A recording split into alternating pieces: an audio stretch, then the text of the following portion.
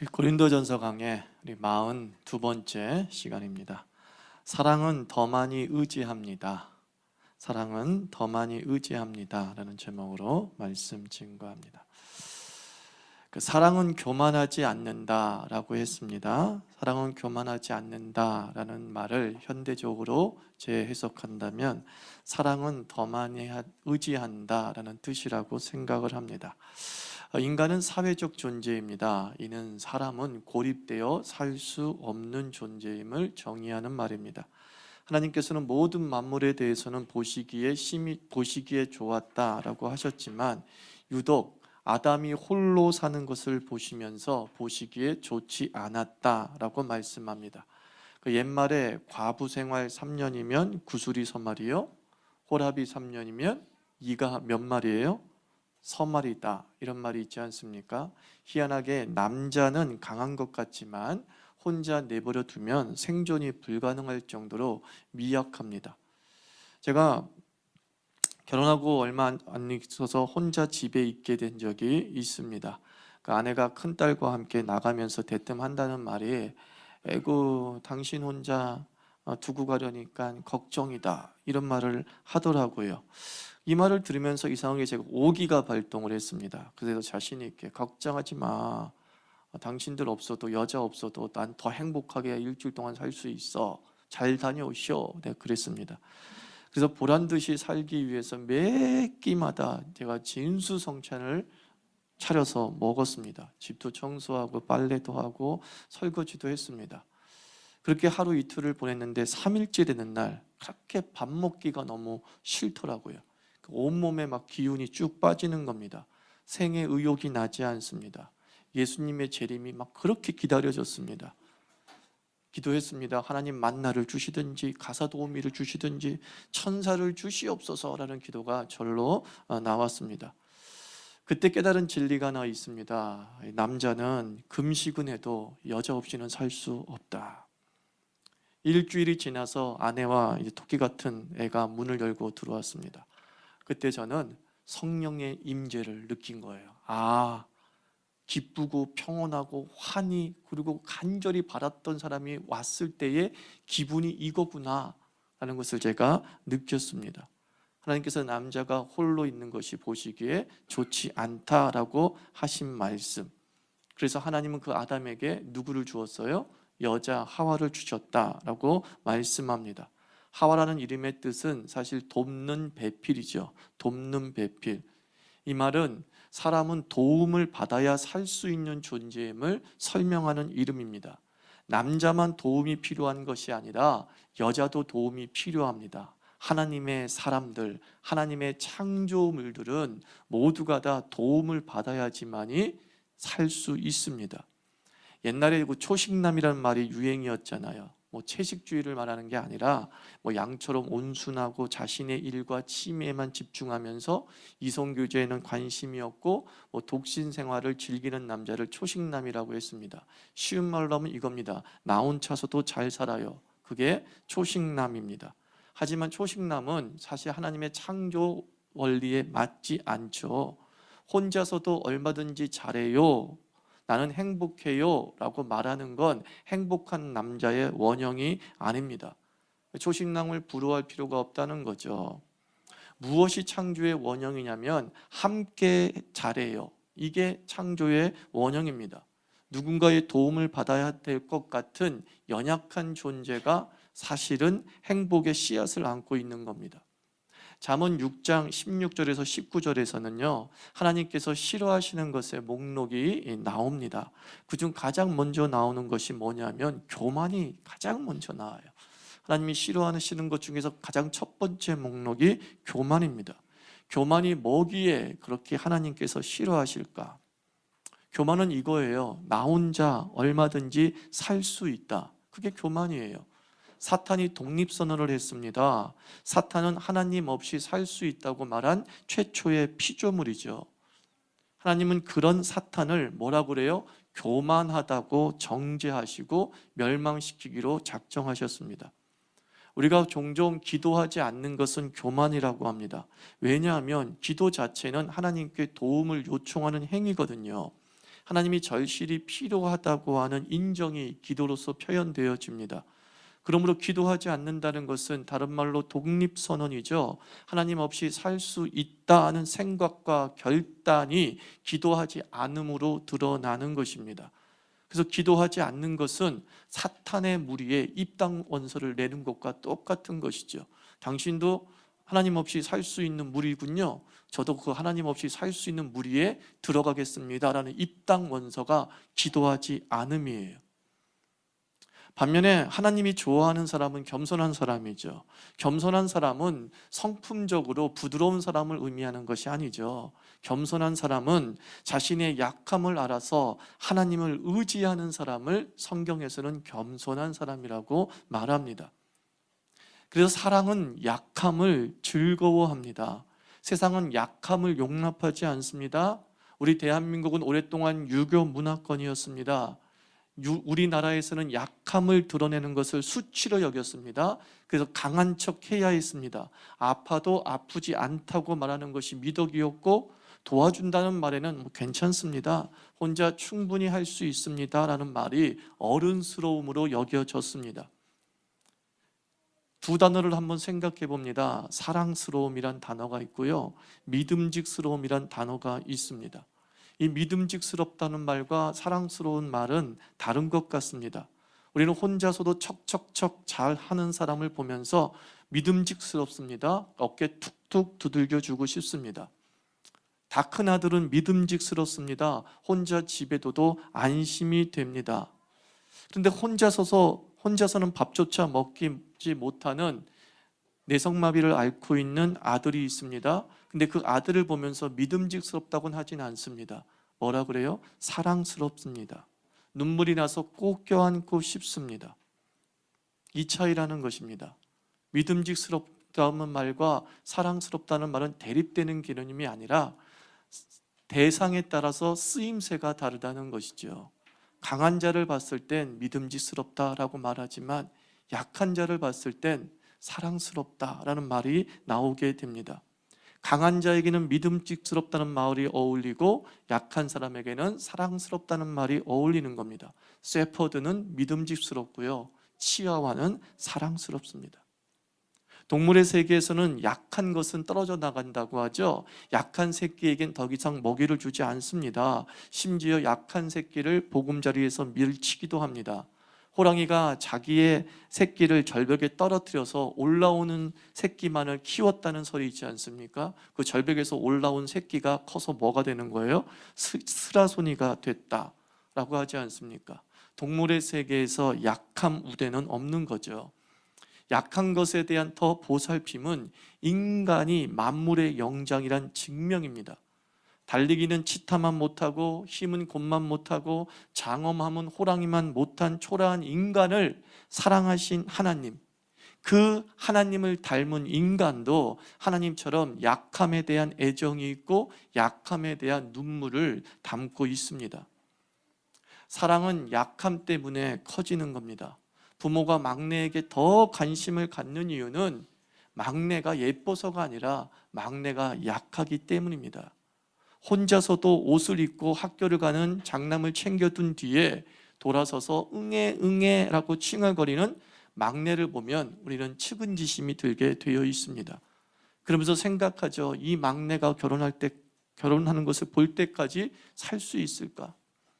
장남을 보고는 그런 생각이 안 들었는데 막내를 보고는 그런 생각이 드는 거예요. 내가 이놈이 다 클 때까지 살아 있을까? 내가 이놈 결혼하는 것을 보고 살 때까지 살 수 있을까? 내가 이놈의 손주 한번 안아보고 죽을 수 있을까? 하는 생각에 막내를 꼭 껴안는 거죠. 10손가락 깨물어 안 아픈 손가락 없습니다. 다 아픕니다. 그러나 10손가락 중에 더 아픈 손가락이 있더라고요.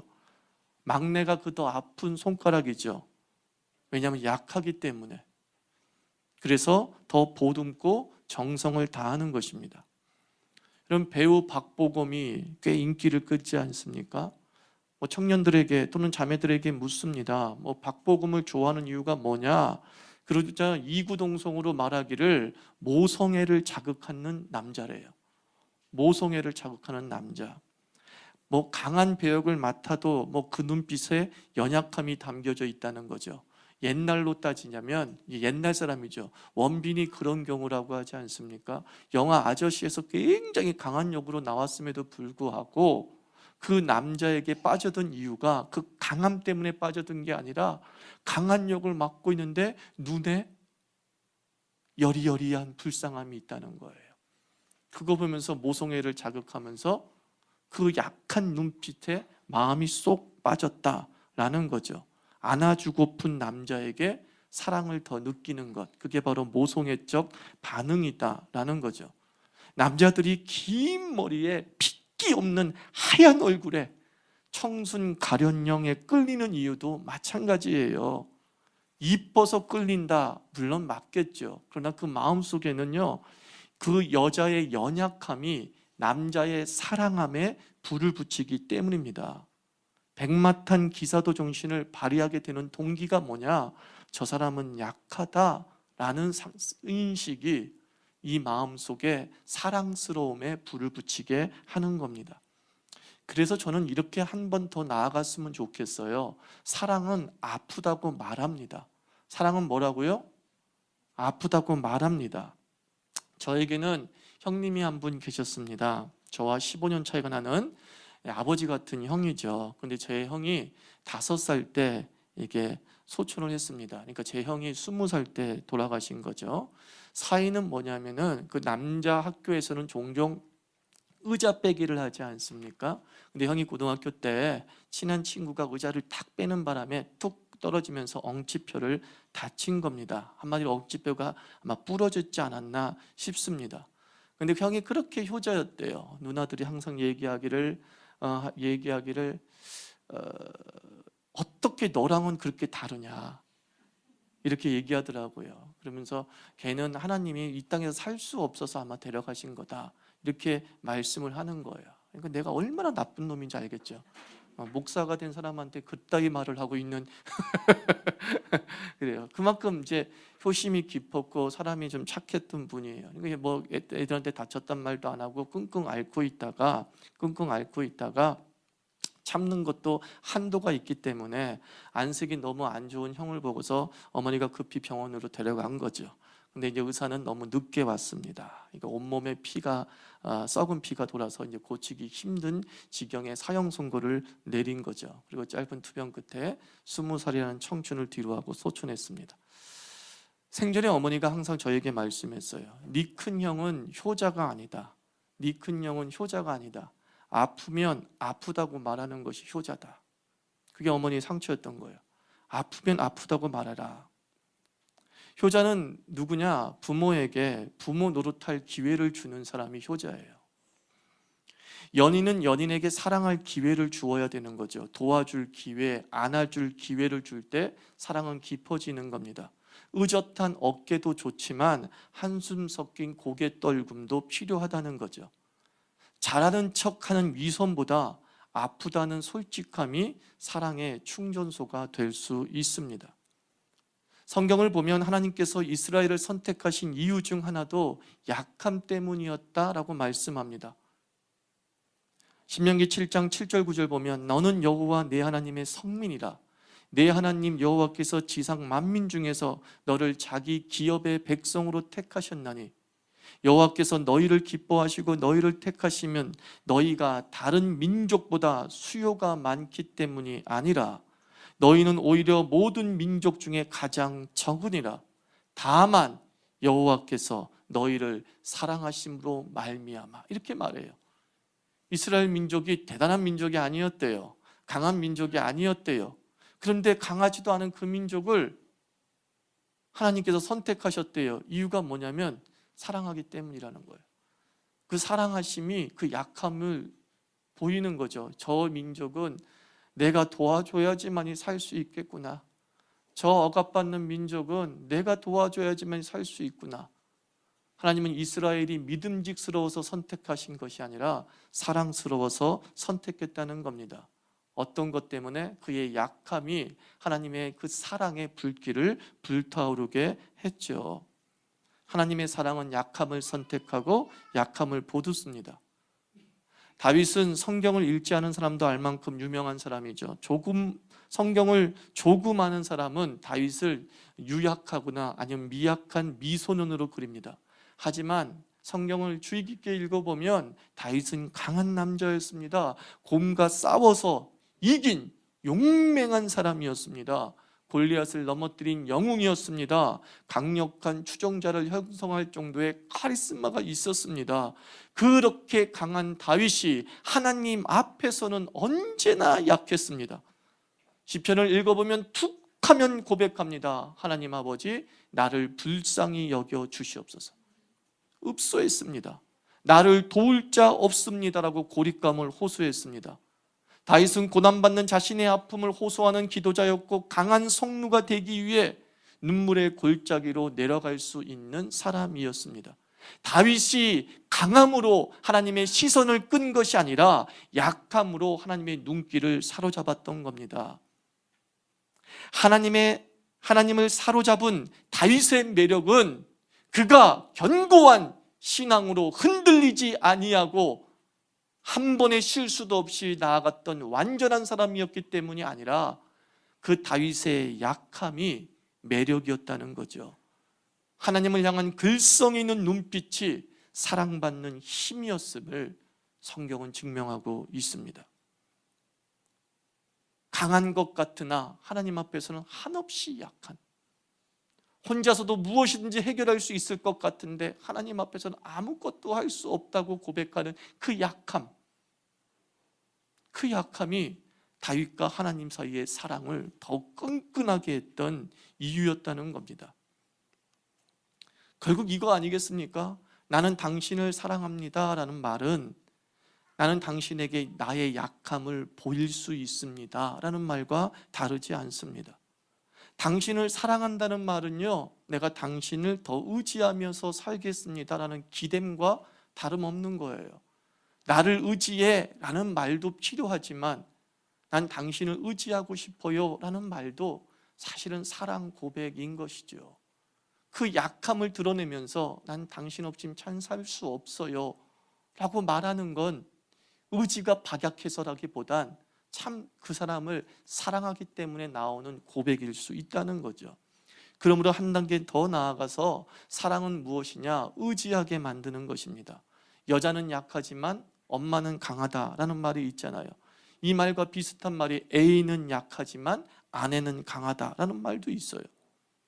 집사님 댁에 신방을 하면 신태한탄을 하시는 분이 종종 있습니다. 대부분 남편 때문에 힘들다는 상처가 많습니다. 그중 상당수는 남편의 무관심과 무능력을 신앙으로 극복하는 것 같습니다. 그런데 그 극복기의 결론이 매우 충격적이죠. 목사님, 이제 남편 없이도 잘 살 수 있을 것 같아요. 이게 극복기예요. 너무 힘들었는데 이제 남편 없이도 살 수 있대요. 무관심한 남편 대신 형광등을 갈고 못질을 하고 때론 부업을 하면서 남편이 할 일을 아내 본인이 다 하면서 남편의 필요성을 느끼지 못하게 되었다라는 서글픈 극복기입니다. 우리가 앞서 말씀드렸듯이 사랑은 그 사람 없이는, 그것 없이는 못 사는 것인데 이제는 그 사람 없어도 잘 살 수 있다는 이 말이 극복인지 추락인지 사실 판단이 서지 않습니다. 그 사람 없이도 잘 살 수 있는데 함께 살 필요가 있나 하는 극단적 생각까지 하게 되는 거죠. 요한복음 15장에서 예수님은 나는 포도나무요 너희는 가지다라고 말씀하시고 가지는 포도나무에 붙어 있어야 열매를 맺는다라고 말씀하셨습니다. 너희가 나를 떠나서는 아무것도 할 수 없다라고 말씀했어요. 예수님은 성도를 철저히 의존적 존재로 만드셨다, 그런 뜻이에요. 예수님은 성도를 강하게 만드신 것이 아니라 강한 하나님에게 의존하게 하셨다는 거예요. 그러나 앞서 그 집사님의 극복기에서 누가 잘못한 거예요? 남편이 잘못한 거죠. 왜 아내가 남편을 의지하지 못하게 만들었냐고요. 당신은 그런 생각 갖고 있지 마라고 하기 전에 왜 아내가 남편 없이도 살 수 있게 됐다라고 말하게 했냐고요. 왜 나를 의존하지 못하게 만들었냐고요. 왜 나를 의지하지 못하게 만들었냐고요. 예수님은 말씀합니다. 너희는 나를 떠나서는 아무것도 할 수 없다. 사랑하기 때문에 나를 좀 의지해. 나 의존해. 이게 정말 사랑하는 자의 모습임을 얘기하는 거죠. 성도가 강해지는 길은 험난하지만 강한 하나님에게 가는 길은 간단합니다. 그저 도와달라고 기도만 하면 되고 우리 주님은 도와주십니다. 내가 강해지려면 시간이 걸리지만 강한 하나님에게 도움을 구하면 즉각적인 줄 믿습니다. 의존은 연약함의 노출이지만 결국은 그 의존을 통해서 우리는 강력함을 체험하게 됩니다. 길눈이 밝은 사람보다 그 길을 아는 사람을 따라가는 초행자가 사실 더 빨리 목적지에 도착합니다. 우리가 이 예수님을 본받아서 우리도 마찬가지입니다. 하나님을 의지하듯이 나를 사랑하는 사람이 나를 의지하게 만드십시오. 그게 사랑이라고요. 아내가 나를 의지하게 만들어야 됩니다. 남편이 나를 의지하게 만들어야 됩니다. 자녀가 나를 의지하게 만들어야 됩니다. 부모가 자녀를 의지하게 만들어야 됩니다. 서로 의지하면서 살 수 있고, 정말 너 도움 없이는 내가 이 순간순간을 버텨나갈 수 없다라고 말하는 삶이 죽을 때까지 계속된다면 그게 바로 사랑이 진행되고 있는 것이고 사랑이 무르익는 것과 다름이 아닌 거죠. 그리고 앞서 말씀드린 대로 신앙 성숙은 독립이 아닌 거예요. 하나님 없이도 살 수 있다는 것은 타락인 것이죠. 신앙 성숙은 더더욱 의존하는 것입니다. 먹고 살만해져도 여전히 하나님 없이 살 수 없다고 하는 이 붙잡음이 있을 때 우리는 더 강하게 살 수 있는 줄 믿습니다. 하나님께서 성도를 의존적 존재로 만드신 이유가 뭐라고요? 사랑하기 때문이에요. 사랑하기 때문에. 마치 남자가 연인에게 오빠만 뭐라 그래요? 믿어, 오빠만 믿어 라고 말하는 말과 같습니다. 나를 믿어, 나 의지해 라는 말은 나는 너를 사랑해 라는 고백이라는 거예요. 내 어깨에 기대 라고 말하는 것도 역시 사랑의 고백이 되는 것입니다. 사랑은 서로에게 버팀목이 되어주는 거죠. 한자의 사람인 자가 서로 기대어져 있는 모습이잖아요. 사람은 어떨 때 완성이 되어져요? 서로 기댈 때 완성이 되는 거예요. 그게 사람이에요. 관계는 일방통행이 되는 것이 아니라 서로 한 사람이 도와주는 것으로만 끝나는 게 아니라 도와주고 의지하고 이 상호성에 의해서 사람이 완성이 되어지는 것이죠. 앞을 볼 수 없는 남편과 걷지 못하는 아내의 한 몸 같은 삶을 소개한 그런 다큐가 있습니다. 부부는 서로에게 눈과 다리의 역할을 한 것이죠. 앞을 볼 수 없는 남편, 그러나 걸을 수는 있어요. 걷지 못하는 아내, 그러나 볼 수는 있어요. 그래서 남편이 아내를 업고 아내는 엎인 상태에서 왼쪽으로 가 오른쪽으로 가, 앞에 계단이 있어 라고 말하면서 그 복잡한 시내를 얼마든지 돌아다닐 수 있는 거죠. 서로에게 눈이 되어주고 서로에게 다리의 역할을 감당해 주니까 못 갈 곳이 없는 것입니다. 그 사람에게 없는 것이 나에게 있습니다. 그래서 사랑한다는 거예요. 사랑의 이유가 그거예요. 그 사람이 없는 게 나에게는 있습니다. 반대로 그 사람에게 있는 것이 나에게는 없습니다. 그래서 의지합니다. 그거예요. 남이 없는 것을 갖고 있는 사람은 사랑할 수 있는 사람입니다. 남이 없는 것을 다른 사람에게 줄 수 있기 때문에 그는 사랑할 수 있죠. 남이 갖고 있는 것을 갖고 있지 못한 사람은 사랑받을 수 있는 사람입니다. 사랑이라는 것은 사랑받음과 그리고 사랑함이 서로 대화할 때에 비로소 사랑이 되는 거예요. 사랑하는 것만 있는 게 아니에요, 여러분들. 사랑하는 행위에는 사랑을 주고 사랑을 받고라고 하는 상호성이 존재하는 것입니다. 제가 왜 이 말씀을 드리냐면 어떤 사람은 사랑을 받을 줄 모르더라고요. 왜 나한테 이렇게 나를 불쌍히 여기냐고 하면서 자존심을 부리는 거예요. 나는 당신의 그런 도움받을 만큼 그렇게 연약하지 않아 라고 하면서 자존심을 부리는 거죠. 그 속에서는 사랑이 건강하게 자라날 수가 없다는 겁니다. 사랑이라는 것은 내가 줄 수 있는 것과 그리고 내가 받을 수 있는 것들이 서로 공존하고 있기 때문에 그것들을 서로 나누어 갈 때에 모자람이 완전으로 나아갈 수 있다라고 말하는 것입니다. 여러분, 교만하지 맙시다. 하나님 없이 살 수 있어요?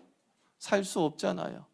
하나님 없이 살 수 없다라고 하는 그 말 자체가 나는 주님을 사랑합니다 라는 뜻이고요, 하나님께서 우리로 하여금 하나님을 의지할 수밖에 없는 부족한 부분들을 남겨두시는 이유는 하나님께서 그 부족한 것 내가 너를 충분히 채워줄 수 있어 라고 하는 하나님의 또한 사랑 고백인 것입니다. 서로 도움도 주고 도움도 받고 서로 어깨가 되어주기도 하고 기대기도 하고 그러는 가운데 사랑의 완성을 향해 달려가는 크리스찬 되기를 주의 이름으로 축원합니다. 기도합시다.